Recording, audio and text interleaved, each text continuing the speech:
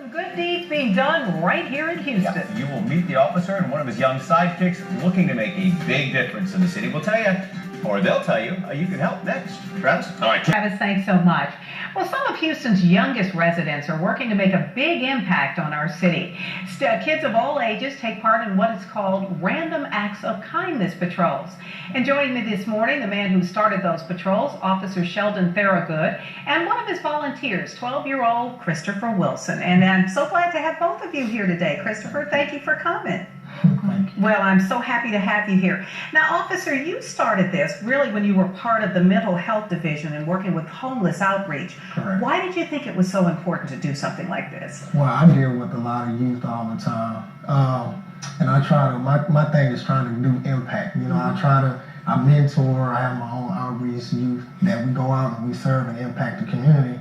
But then I deal with a lot of challenging youth that I know that, you know, that tend to mess up, make a lot of mistakes in life and challenges. And I mentor them all the time. So I say, you know what, let me show them, you know, another side of reality, another life, you know, that, hey, you might be doing something, your life might be bad right now, but there's some other people that has a lot of things that they deal with every day. Yeah, now you work with some low-income kids. Tell me about what these random acts of kindness are. Oh, I mean, a lot of times when we go out, I take them out like I took Chris out. We went to underneath the bridge, and you know, I know these guys was gonna be like very, very like, man, where are we going? But little did they knew it was people that actually stayed underneath the bridge. So the kindness part comes in is that when we talk to these homeless guys, we bring them, you know, like these guys that I already spoke with, they was like, man, just bring me some cheeseburgers and some water, and I'm gonna tell these kids anything, you know, I want to impact, you know, I want to give back all the things that I've done. I feel like it's needed to be heard. And obviously it really helps to have a police officer mentor some kids when otherwise they might not be willing to listen to a police officer. But Christopher, tell me, now you're not a rich guy, are you? No. No, I'm not a rich guy either. But what difference does it make to be able to help somebody? How does that make you feel? It makes me feel good. Why? Because, like, when you're helping people, God gives you good things to do. So when you're helping people, God really gives you good things to do too. And did you realize that sometimes people are even worse off than you thought you were? Yeah, now you know that. What's it like to work with the officer?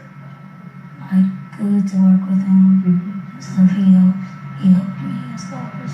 Doing school times. Oh, so not just with helping other people, but also during school.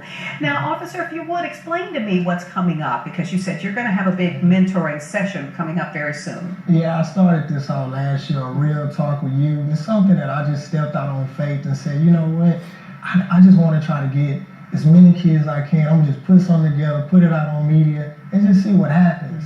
And I ended up having like, you know, 20 to 30 kids to show up. And I was by myself, and I talked for at least 30 to 45 minutes.